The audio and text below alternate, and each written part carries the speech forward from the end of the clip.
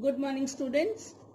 Now, the last topic of the lesson 6, general principles and processes of isolation of elements, that is refining. ठीक है, ये last topic है. After completing this, I will go through the lesson again and I will see if anything is left to explain. A metal is extracted by any method. ठीक है, it is usually contaminated. क्या होता है उसके साथ, क्या है, कुछ इम्प्योरिटी है. इसी से तो हमें रिफाइन करके फिर प्योर मेटल ऑब्टेन करना है, right. So for obtaining metals of high purity several techniques are used. ठीक है, और ऐसा नहीं है कि एक मेटल में जो टेक्निक यूज होगी वो दूसरे मेटल में भी एप्लीकेबल होगी. Understood. So depending upon the properties of metals और ये टेक्निक यूज होती है. There are different techniques. Always board में 2 मार्क का ये क्वेश्चन आता है, ध्यान रखना. So first one is distillation.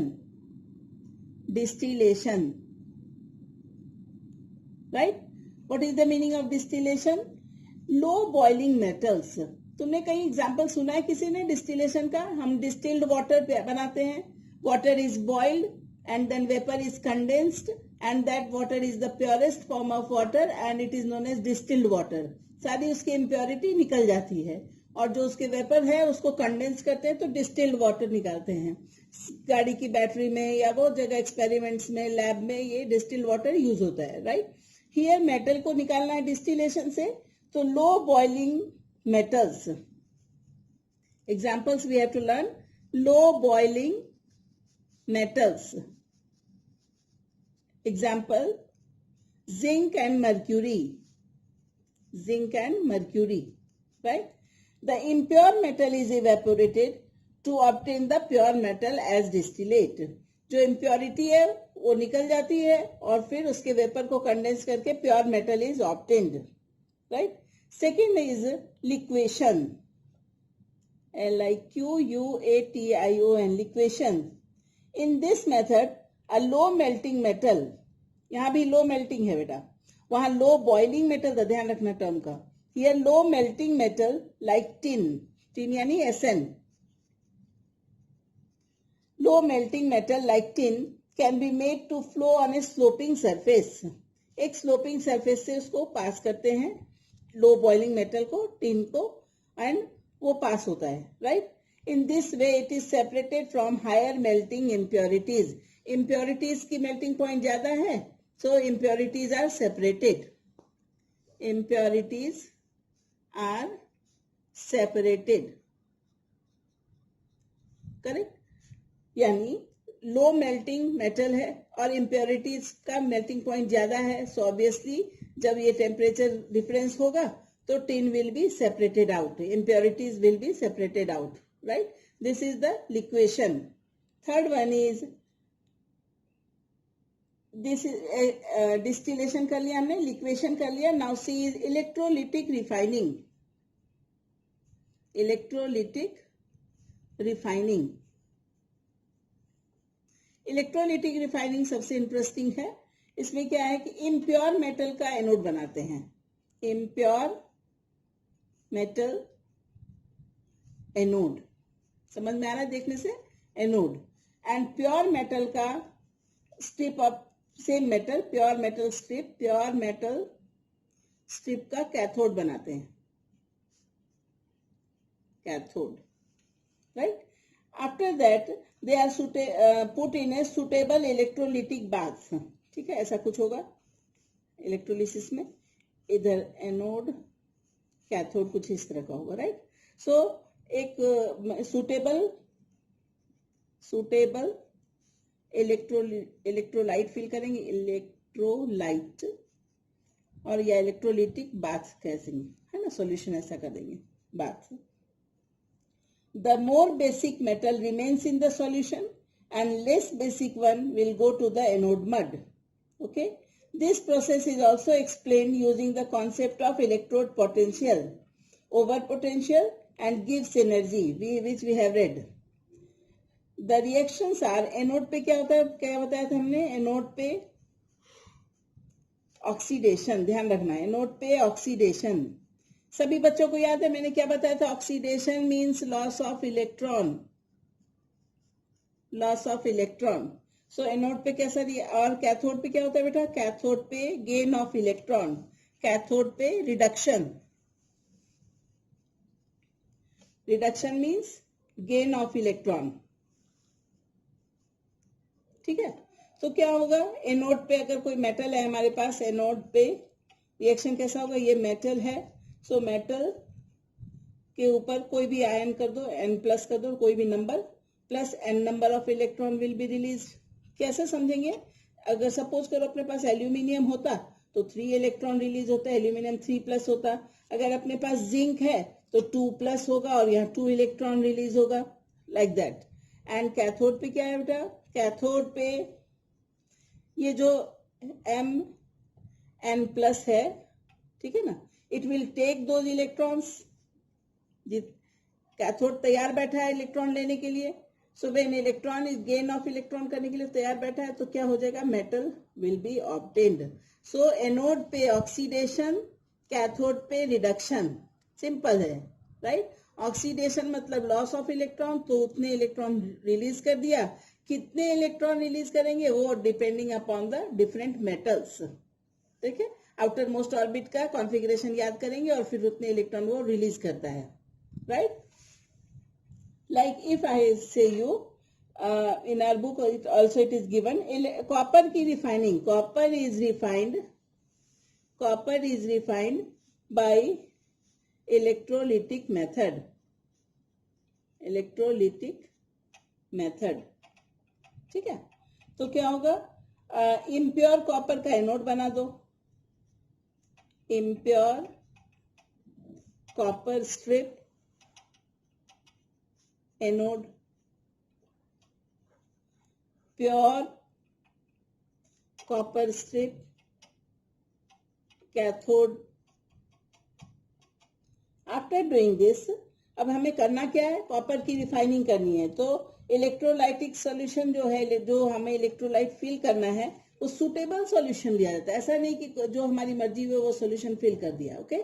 So copper के केस में copper sulphate is taken as the electrolyte, right.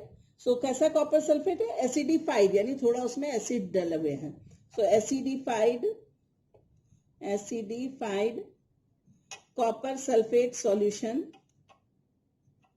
Is taken. ठीक है. एंड ये क्या है, copper sulphate taken as electrolyte. मेरी बात सबको समझ में आई. एनोड के लिए कॉपर स्ट्रिप ले लिया, कैथोड वो कैसा कॉपर स्ट्रिप है, इम्प्योर से हमें प्योर बनाना है, राइट. और प्योर कॉपर स्ट्रिप का कैथोड ले लिया, right. Acidified copper sulphate solution का ले लिया इलेक्ट्रोलाइट, राइट. अब क्या करेंगे, impurities from the blistered copper deposit as anode mud. Anode mud क्या होता है, एनोड मड यानी ये क्वेश्चन हमेशा बोर्ड में आता है, anode 1 mark question. Anode mud, जो एनोड मड है वो कॉपर का जो स्ट्रिप है कैथोड पे, सॉरी एनोड पे, उसको प्योर करना है. तो जितनी इम्प्योरिटीज है वो बाहर निकलेगी, राइट. तो वो उसमें क्या क्या चीजें तो एनोड मड में देखना, antimony, then selenium, then tellurium,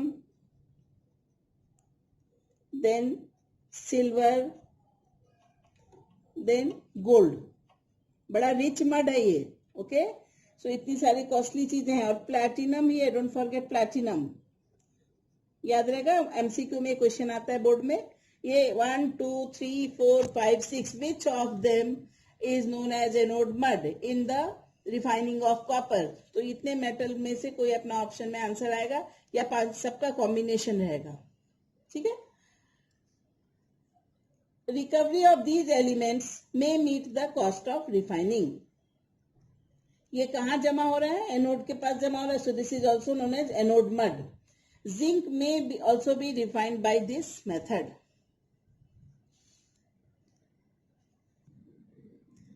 And next is, after electrolytic refining, next is zone refining. ठीक है. जोन रिफाइनिंग हमें इसको लर्न कैसे करना है, पहले तो सारी मेथड समझनी है और सबके एग्जाम्पल याद रखने हैं, ठीक है। This method is based on the principle that impurities are more soluble in molten state than in the solid state of the metal, ठीक है। यानी कोई ऐसा होगा, समझो ना, ऐसा नोबल गैस एटमॉस्फेयर अंदर में है, नोबल गैस एटमॉस्फेयर, राइट। इस पर मोबाइल रोलर्स चल रहे हैं, राइट। मोबाइल रोलर्स ऐसे मूव हो रहे हैं ऊपर नीचे। तो मेटल रॉड, ये मेटल रॉड है, यहाँ metal rod is there. Metal rod में क्या होगा कि मोल्टेन जोन, अब ये मेटल है यहाँ तक समझो, और ये मोल्टेन जोन है। तो what will happen, the rollers are heated, okay. So circular mobile heater is fixed at one end of the rod of the impure metal, circular rod ऐसा फिट कर दिया। Then the molten zone moves along with the heater, ये molten zone है, ये बीच वाला जो है blank। So molten zone will move along with the heater, heater भी move हो रहा है, ये गोल गोल घूमता जाएगा, और इसके साथ molten zone भी move हो रहा है, which is moved forward. As the heater moves forward, the pure metal crystallizes out of the melt. यानी क्या मतलब हुआ, impurities जो है वो आगे बढ़ती जाएगी, molten impurities आगे बढ़ती जाएगी और प्योर मेटल पीछे छूट जाएगा, राइट। ये प्रिंसिपल है जोन रिफाइनिंग का।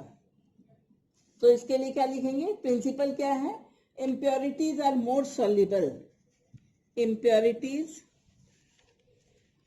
are more soluble in melt, right, then solid state of metal। Solid जब था तब नहीं, जैसे ही सॉलिड को मेल्ट किया है, रोलर हीटर के साथ मेल्ट किया, तो इम्प्योरिटीज उस मेल्ट के साथ आगे बढ़ता जा रहा है। So then solid state of metal, so जो इम्प्योरिटीज है मोर सॉल्युबल है और मोर मोबाइल भी है, तो वो आगे बढ़ती जा रही है और पीछे हमारा प्योर मेटल छूट जाता है। A circular mobile heater is fix eight one end of the rod of the impure metal. The molten zone moves along with the heater which is moved forward. As the heater moves forward, the pure metal crystallizes out। ये जो dark portion है ये pure metal है और ये impurities आगे बढ़ती जा रही है। So what will happen, the pure metal crystallises out, उसको अलग कर लेते हैं। This is known as zone refining. जब इम्प्योरिटीज पास ऑन, अगर आगे एडजेसेंट मोल्टेन जोन में वो आगे बढ़ती जा रही है, this process is done several times until all the impurities are removed। कई बार उसको, उस मेटल को फिर से वापस रोलर के साथ मूव करते हैं और सारी इम्प्योरिटीज धीरे धीरे करके बाहर निकल जाती है। I hope it is clear. At one end impurities will get concentrated, at one end the pure metal will be concentrated. कैसे, बार बार उसको मूव करेंगे मोबाइल हीटर पे, बार बार वो मेल्ट होगा, बार बार इम्प्योरिटीज उस मेल्ट के साथ आगे बढ़ती जाएगी और प्योर मेटल पीछे छूटता जाएगा। फिर से उसको हीट करेंगे, फिर से उसकी जितनी बची हुई impurities, everything will move along with the melt and pure metal will be left behind. इस तरह से ये प्योर करते हैं। एग्जाम्पल कौन कौन से हैं, दिस मेथड इज, बाद में इसको कट करके अलग कर लेते हैं प्योर मेटल को। This method is very useful for producing semiconductor.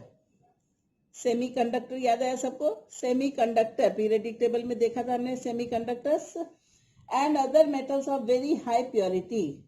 कौन कौन से एग्जाम्पल लिख याद करेंगे, germanium, silicon, boron, gallium and indium. याद ही रख जाना, इसको बिल्कुल समझो ना, घूम जाना है। हर मेथड के एग्जाम्पल को लर्न कर लेना है, बेसिक प्रिंसिपल समझ लेना है, right. Then now after next time when I will complete the lesson, I will show you which type of questions are asked in previous board exam or have been asked in the previous board exam, right? Okay.